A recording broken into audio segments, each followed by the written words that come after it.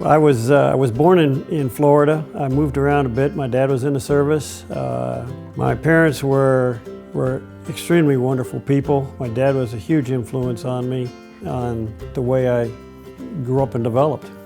Really became involved in wrestling in high school.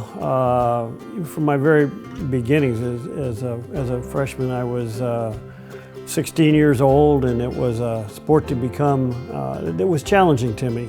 I thoroughly enjoyed it, and I think it's the type of a sport that helped create later who I became.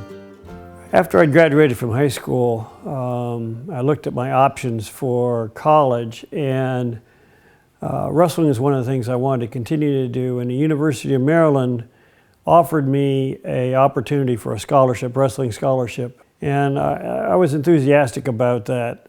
It was an exciting time. The tournaments were very challenging, and you're always rooting for your team. You're hoping that your team does well, and our team did. We won the Atlantic Coast Conference every year that I was there. At the time I graduated from college, the United States was involved in the Vietnam conflict, so I enlisted into the military. I went into the Navy. Actually, I wanted to fly airplanes. I had a depth perception problem, not as bad as I have now, but and the only other thing that the Navy had that interested me was the Naval Special Warfare, the Navy SEAL teams. And it's an extremely challenging program. But once I became a member of the teams, we were continually rotated in and out of deployments to Vietnam. On April 10, 1972, Lieutenant Thomas Norris was serving in Quang Tri Province, Vietnam.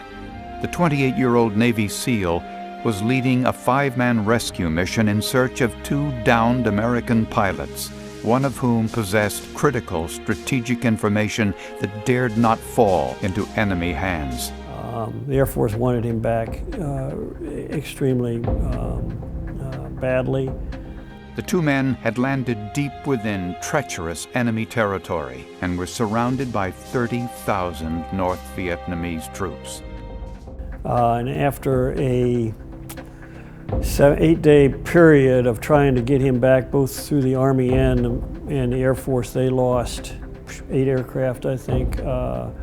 They put 3 more survivors on the ground. 2 people were captured, and 14 were killed in an attempt to recover him.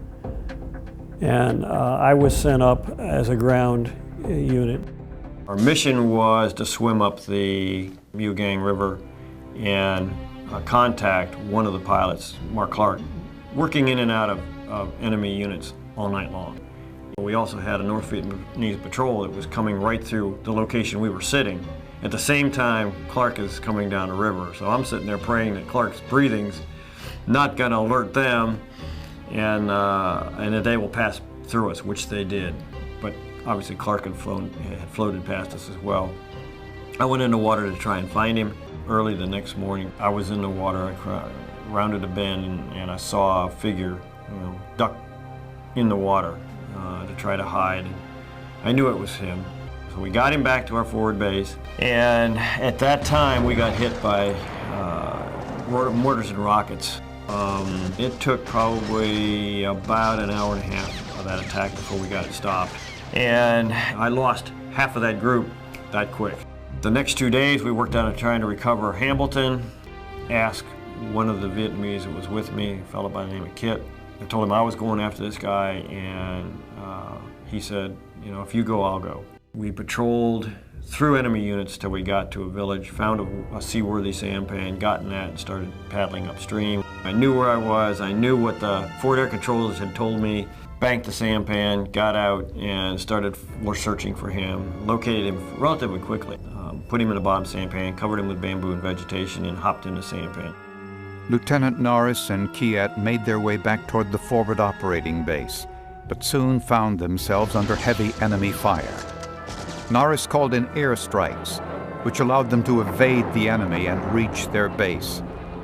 Both Lieutenant Clark and Lieutenant Colonel Hamilton were safely evacuated after what had been the longest, most intense rescue effort of the Vietnam War. And for that action, I received the Medal of Honor. 6 months after that, we were sent in way north. We were up in the North Vietnam. We had a 5-man team, got into a heavy, heavy firefight, about over 150 North Vietnamese, went on for hours.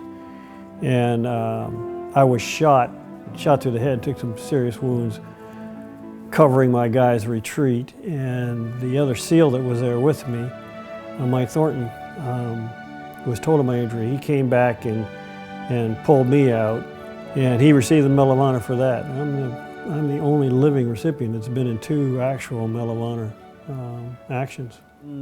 Well, as a result of the wounds that I received, I spent 3 years in the hospital, Bethesda Naval Hospital. I was retired from the military because of that. When I was in college, I really wanted to be an FBI agent. Now I thought, well, you know, maybe I would like to do that if I can. I didn't meet any of the physical requirements. I wrote a letter to the director of the FBI, who was William Webster, and against all his advisors, he decided to waiver my disabilities. If I could meet the same requirements as anybody else applying for the Bureau, he would waiver my disabilities and my age. He did that, thankfully, and gave me an opportunity to serve with the FBI for 20 years as a investigative agent. To receive the Medal of Courage from the National Wrestling Hall of Fame is an extraordinarily humbling experience. You know, my wrestling career, I mean, I wasn't the best wrestler in the world, but it helped develop me into the person I am. Very humbled and very honored that it's been bestowed upon me.